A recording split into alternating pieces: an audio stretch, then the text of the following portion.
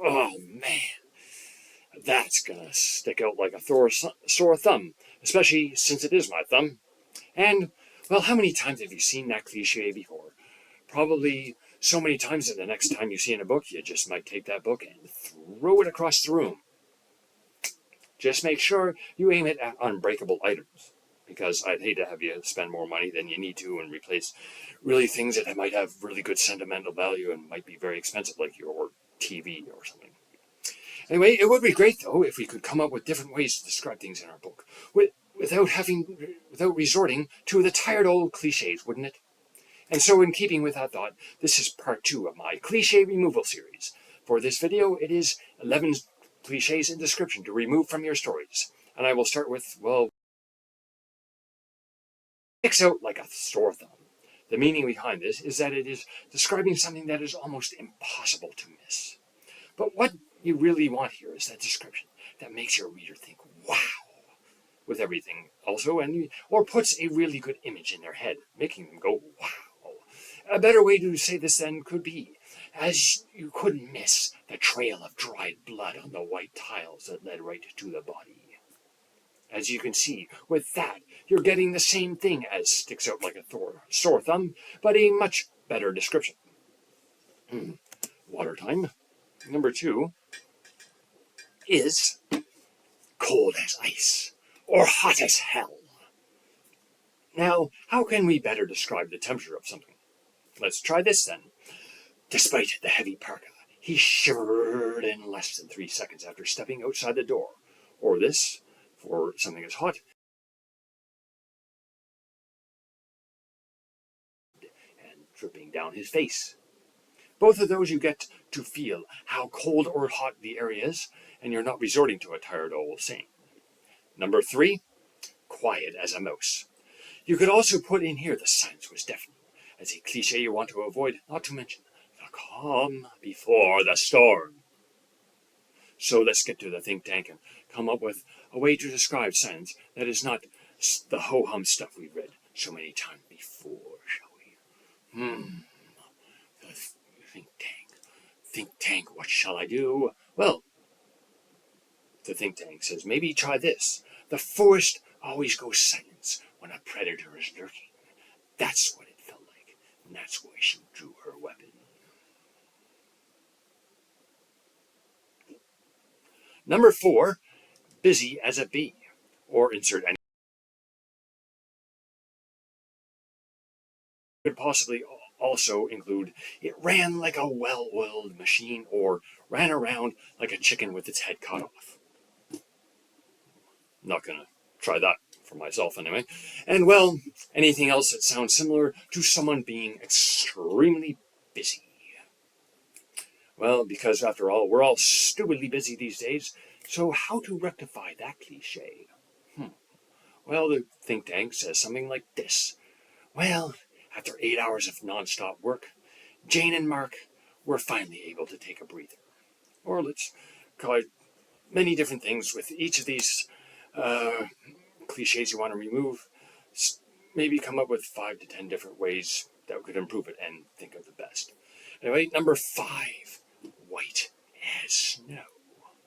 The problem here is that those of us who live in neighborhoods that have dogs, so to describe something that is bright or white, without also saying it was blinding, maybe try this. He could not see more than 2 feet ahead from the brightness of the landscape. This also leads us into the next cliche, which is number 6, black as night. Kind of like the same thing as the previous one, to fix this or anything else that has something so dark it's near impossible to see. Maybe say the inky black darkness swallowed the light, enveloping the hero like a prison he couldn't escape. I hope you're enjoying the video and that you're finding it helpful. If so, be sure to slap that like button and subscribe to my channel. You can also leave a comment to tell me how you would avoid these cliches or any that you didn't see here today.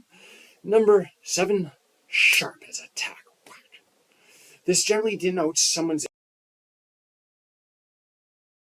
wise as an owl.